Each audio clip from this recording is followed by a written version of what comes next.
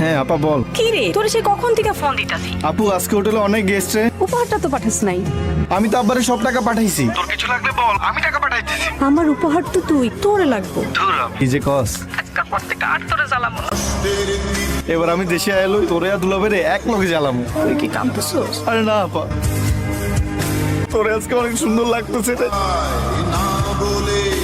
শুনছিলাম বাচ্চা হওয়ার সময় 21টা হাড্ডি ভাঙলে যেমন ব্যথা লাগে তার তো বেশি বেশি ব্যথা হয়। তুমি এত ব্যথা সইতেছো আর আমি তোমার পাশে নাই। বন্ধু আমার তো ছুটি কনফার্ম হয়ে গেছে। কবে যাইতেছস? পরশু দিনে চলে যাবো থাকতে আইলে। আমি বোধহয় সে অবাক ছিলাম যে চাইলেও বাড়ি যেতে পারে না। আম্মা কাগজপত্র সব জমা দিয়ে দিছি, আকামাটা পাইলেই এবার চলে আসবো। তোর মায়া নাই, তোর মায়া নাই, তোরে ছাইরা তুই লাগে।